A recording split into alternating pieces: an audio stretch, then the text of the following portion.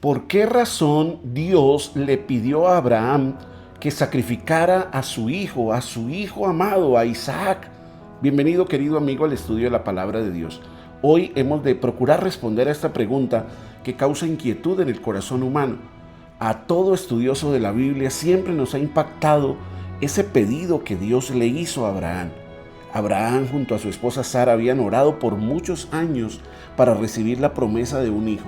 Y finalmente Dios cumplió su promesa y entregó a su hijo Isaac.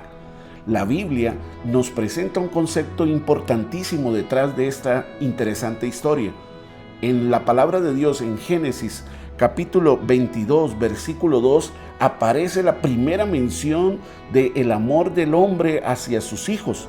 Y quiero que lo puedas leer conmigo. El versículo 2 nos dice: y dijo, toma ahora tu hijo, tu único, Isaac, a quien amas, y vete a tierra de Moria y ofrécelo allí en holocausto sobre uno de los montes que yo te diré. Qué momento tan difícil para Abraham. Dios, a quien amaba profundamente, ahora le pide que sacrifique a su hijo Isaac, a quien él ama profundamente. Abraham es considerado en la Escritura el hombre de la fe, el padre de la fe. Y Abraham, fiel a su confianza en su Dios, decidió emprender el camino junto a su hijo Isaac. La Biblia no menciona que Abraham hubiese contado lo que Dios le pidió a su esposa Sara. Quizás el amor entrañable de una madre hubiese interrumpido el camino que Abraham iba a emprender con Isaac. Querido amigo, a través de la historia de Abraham e Isaac, Dios tenía un mensaje especial que enseñarle a la humanidad. Ese mensaje que solo lo experimenta aquel que ama, como la Biblia presenta que Abraham amaba a Isaac, su hijo.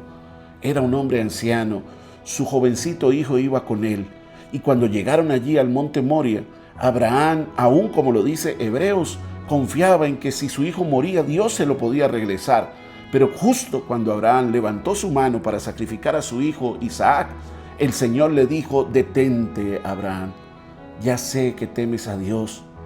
Y en ese momento, cuando Abraham escuchó la voz de Dios, allí a la distancia se cumplió la promesa: Jehová proveerá.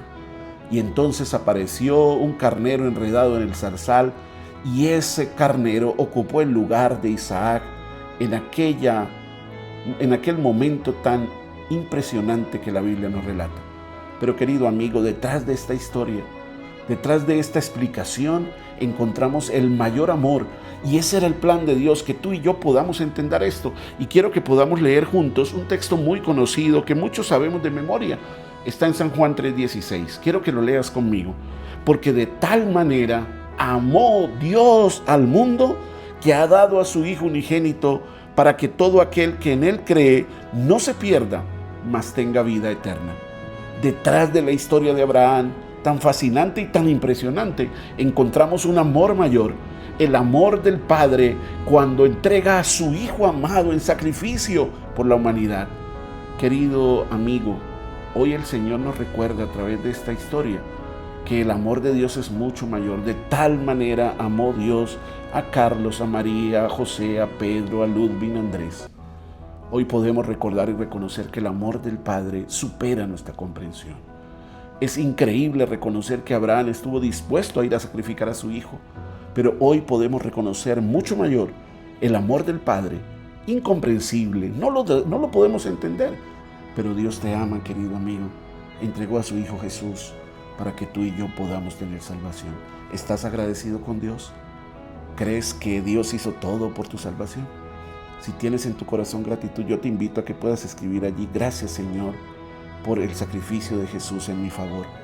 Y que podamos cada día recordar y reconocer su bondad y su amor hacia nosotros. Te invito a que oremos, querido amigo, en este momento. Querido Dios y Padre, gracias, Señor, por tanto amor. Nuestra mente no alcanza a comprender la grandeza de tu amor, Señor. Es incomprensible, pero reconocemos ese amor, Padre, y como reconocimiento respondemos en fidelidad, en entrega y en devoción. Gracias, Señor, por tanto amor. Lo pedimos y agradecemos en el nombre de Jesús. Amén y amén. Querido amigo, que Dios te bendiga y que podamos cada día seguir estudiando juntos la palabra de Dios. Un feliz día para ti.